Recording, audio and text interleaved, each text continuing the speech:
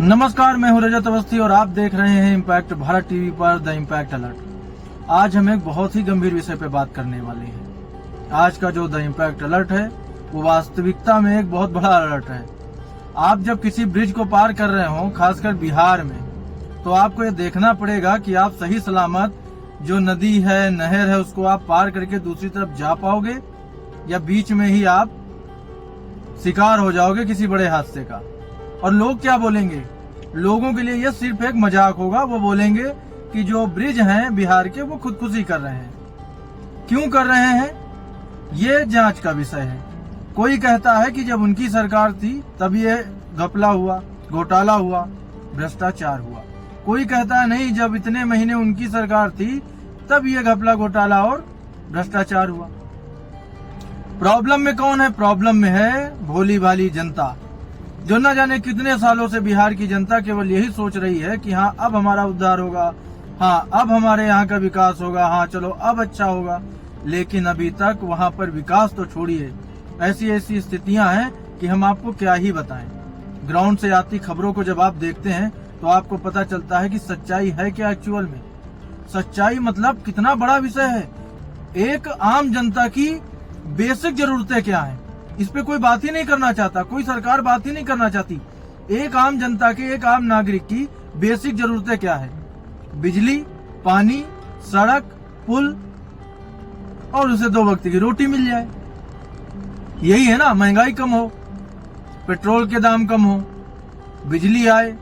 अब हम आपको एक चीज और बताते हैं, किसी से जुड़ा हुआ एक आपको हम किस्सा आखिर में बताएंगे बिजली का। तो सबसे पहले पुल की बात करते हैं।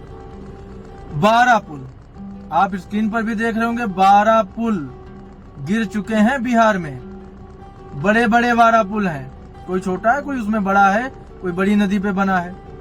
और लोग क्या कर रहे हैं, वहां की पार्टियां क्या कर रही हैं? एक दूसरे पर आरोप प्रत्यारोप कर रही हैं, बस और कुछ नहीं। सबसे बड़ी चीज कमेटी बननी चाहिए, जांच होनी चाहिए। जिस भी कंपनी ने उन पुल को बनाया है उन पे जांच होनी चाहिए। भाई अभी सुनने में आया कल मुझे कि 60% का कमीशन चलता है वहाँ। अब 60% का कमीशन चला जाएगा तो पुल कितने रुपए में बनेगा? मतलब 100 में से 60 निकाल दो, बचे 40। उसमें भी जो बनाने वाली कंपनी है वो भी तो कुछ प्रॉफिट लेगी। मतलब 10-15% में पुल बन रहा है। पुल नहीं गिरेगा तो क्या होगा? इस पर कोई ध्यान क्यों नहीं दे रहा है? केंद्र सरकार को इस पर बड़ा एक्शन लेना चाहिए, क्योंकि वहां पे अभी इस समय बीजेपी से गठबंधन की हुई सरकार चल रही है नीतीश कुमार की। उन्हें भी जांच करानी चाहिए और देखना चाहिए कि ऐसा क्यों हो रहा है। ये गंभीर विषय है, कोई मजाक नहीं चल रहा है कि पुल आत्महत्या कर रहे हैं। मजाक देखो, लोग कहते हैं पुल आत्महत्या कर रहे हैं। लोगों की जीवन जिंदगी का सवाल है, उसको पार कर रहा आदमी। मतलब अभी कल हमें पता चला, सूचना मिली, रिपोर्ट आई कि पुलिस वाले खड़े हो रहे हैं पुल के पहले, जो जर्जर पुल है उनके पहले, और वो रोकते हैं लोगों को कि भाई अगर आप ये पुल पार कर रहे हो तो अपनी जिम्मेदारी पे कीजिएगा, क्योंकि ये कभी भी गिर सकता है। फिर इसमें किसी को दोष मत दीजिएगा। क्यों दोष ना दें? एक आम जनता किसको दोष देगी? पुल बनाने वाली कंपनी को दोष देगी, सरकार को दोष देगी, और किसे दोष देगी? और क्यों ना दे दोष?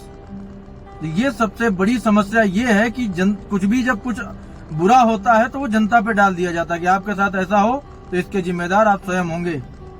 जैसे पहले बजा करता था ना रेलवे स्टेशन पे कि जेब कतरों से सावधान, अपने सामान की सुरक्षा स्वयं करें।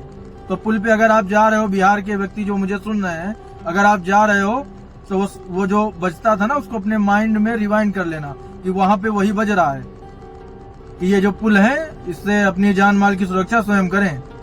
क्या हालत बना के रखी है बिहार की, क्या हालत बना के रखी है। गुंडागर्दी भी के केस भी अभी बीच में कितने आए थे। बीजेपी की सरकार लौटी तो थोड़ा सा उसमें कंट्रोल दिखता है, चलो ठीक है। लेकिन ये गंभीर विषय है। जो वहाँ के पुल बन रहे हैं, जो वहाँ की सड़कें बन रही हैं, जो वहाँ की जो बिजली व्यवस्था है, वहाँ की जो पानी की व्यवस्था है, ये बेसिक चीजें होती हैं। इन पे कानून को और कठोर कानून बनने चाहिए। जो लोग ऐसा करते हैं, जिस कंपनी ने पुल बनाया है, जिसने टेंडर दिया है, जिसने इन सब प्रक्रिया में मुख्य भूमिका निभाई है, उससे भी सवाल होने चाहिए। और उन जो भी इसमें दोषी पाए जाते हैं उन पर कार्रवाई होनी चाहिए। मामले को ऐसे रफा दफा वाली स्थिति में नहीं डालना चाहिए, ये जांच के नाम पे ठंडे बस्ते में नहीं डालना चाहिए। अब आपको बात करते हैं बिजली की। बिजली में हम उत्तर प्रदेश को भी थोड़ा सा लेते हैं। सीएम योगी का सख्त आदेश था कि भाई गर्मी में 1 सेकंड भी बिजली नहीं कटेगी, चाहे वो ग्रामीण क्षेत्र हो चाहे वो शहरी इलाका। उसके बावजूद क्या हुआ, रोस्टिंग के नाम पे 1 घंटे में, मैं अपना खुद व्यक्तिगत अनुभव बता रहा हूँ जब मैं वहां हूँ, आप ये समझ लो 1 घंटे में कम से कम 40 बार बिजली काटते हैं, 40 बार, कहीं चेकिंग के नाम पे, कहीं फॉल्ट के नाम पे, कहीं रोस्टिंग के नाम पे। और बारिश का हाल, क्योंकि मुझे मालूम है बहुत अच्छी तरह से बारिश में क्या होता है बिजली का हाल, मैं आपको बताता हूँ। 2 बूंदे गिरी, बिजली कट गई, 2 बार ऐसा डिप हुआ, बिजली कट गई, कि भाई अगर जरा सी भी बारिश है तो बिजली में पहली समस्या आ जाती है। ये सब चीजें बारिश के पहले क्यों नहीं देखी जाती, ये सब जांच बारिश के पहले क्यों नहीं होती? जब वो चीज होने लगती है उस समय ही सारी चीजें सुधारनी है, लोगों को सुविधा देनी है। ये बहुत बड़े विषय हैं लोगों के लिए। आम जनता को ग्रामीण क्षेत्रों में क्या चाहिए, बिजली, सड़क, पानी। अगर इतना भी नहीं हो पा रहा है, समय से पूरा हो पा रहा है, तो फिर क्या मतलब है? केवल बयान देने से थोड़ी होगा। तो हमारा आग्रह है सीएम योगी से भी कि आप जब कुछ बोलते हैं तो कृपया ग्राउंड पे भी थोड़ा सा जांच करा लिया करें, क्योंकि कुछ लोग जो हैं कि आपकी बोली हुई बात को एकदम मिट्टी में मिलाने में लगे हैं। अब वो क्यों है, कैसे है, वो आपको देखना पड़ेगा सर। बाकी वहाँ पे स्थितियां गांव की थोड़ा ऐसी ही है कि है तो कि हाँ भाई लाइट आ रही 24 घंटे, लेकिन लाइट 24 घंटे नहीं है। वहाँ पे बार बार लाइट काटी जाती है, घंटों लाइट काटी जाती है। हर लाइट आएगी 2 मिनट में चली जाएगी, आएगी 2 मिनट में चली जाएगी। ग्रामीण क्षेत्रों का ये हाल है। तो ये भी बहुत ही गंभीर विषय है जो मुझे लगे उठाने चाहिए। और बारिश का सीजन चल रहा है, आप लोग कृपया सावधानी से बाहर निकलें, क्योंकि जिस हिसाब से व्यवस्थाएं होती हैं बाद में यही बोला जाएगा कि भाई जांच कराएंगे, लेकिन जांच के रिजल्ट के समय आप नहीं होगे, क्योंकि आप किसी न किसी बड़ी दुर्घटना का शिकार हो चुके होंगे। इसलिए अपनी सुरक्षा स्वयं करें, बारिश में सावधान रहें। जो भी जर्जर मकान है उनको छोड़ करके किसी सुरक्षित जगह पे हो जाएं, ताकि आपका जीवन सही रहे। जो बड़ी नदी है जैसे गंगा नदी हो गई और भी बड़ी नदियां हैं जहां बारिश में पानी जल उफान पे होता है, पानी भीषण बारिश में बढ़ जाता है और उनका विस्तार होता है। आसपास के क्षेत्रों को अपनी चपेट में जो नदियां लेती हैं उनसे दूरी थोड़ा सा समय से पहले आप स्वयं बना ले। कोई आपको बताने आने वाला नहीं है, क्योंकि लापरवाही जो दिख रही है वो ऐसी ही है। कोई आपको जागरूक करने प्रशासन का आदमी नहीं आएगा कि आप नदी से थोड़ा दूर हो जाओ। और जाएंगे भी तो कहीं कहीं जाएंगे, हर जगह नहीं पहुंचेंगे, क्योंकि ये जिम्मेदारियों में लापरवाही तो दिख रही है। तो जर्जर मकानों से दूर रहें और नदी के किनारों से दूर रहें, क्योंकि किसी भी समय बाढ़ आ सकती है, क्योंकि बारिश हो रही है। दूसरा, जब किसी पुल को पार करें तो स्वयं उसकी जांच कर लें कि इससे हम पार कर सकते हैं या नहीं, या पहले से जानकारी रख लें कि इधर से हम जाएंगे या नहीं, या कोई दूसरा रास्ता ले लें। सबसे बड़ी चीज है आप दूसरा रास्ता ले लें। ये यूपी बिहार और तमाम बहुत सारे प्रदेशों की बात है, कोई एक यूपी बिहार की ही बात नहीं है, बहुत जगह की बात है। बाद में यही आएंगी हेडलाइन की यहाँ रेस्क्यू ऑपरेशन चल रहा है, लेकिन आपके साथ क्या होगा वो आप समझ सकते हैं बेहतर। मैं आपको एकदम सच्चाई बता रहा हूँ। मैं सब पे सवाल इसलिए उठा रहा हूँ क्योंकि कमियां हैं।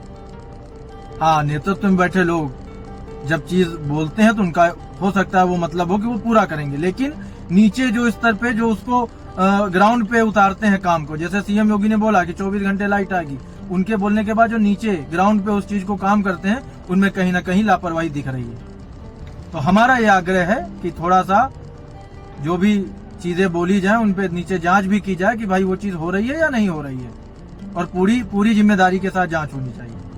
बाकी बिहार में जहाँ ब्रिज गिरे हैं, पुल गिरे हैं, उनकी कठोर जांच होनी चाहिए, और जो लोग उसमें दोषी हैं उन पे भी कठोर कार्रवाई होनी चाहिए।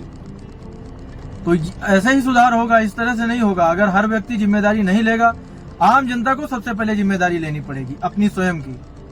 ये हालात आप देख रहे हो, सबसे पहले आपको जागरूक होना पड़ेगा, जिम्मेदार होना पड़ेगा।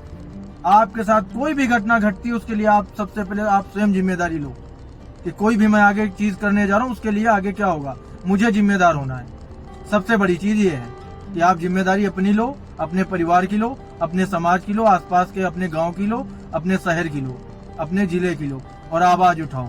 आपके यहाँ जहाँ भी किस तरह की कोई भी समस्या है तो आप कमेंट में बताइए और अपना नंबर दीजिए। हम आपके यहाँ की भी जो समस्या है उसको भी चलाएंगे, दिखाएंगे अपने चैनल पे। और ये हमने आपसे बार बार कहा है कि आप अपने सुझाव दे सकते हो, आप अपना सब्जेक्ट मुझे बता सकते हो कि इस विषय पे भी मुझे बात करनी चाहिए। तो आज का जो द इम्पैक्ट अलर्ट है वो यहीं तक।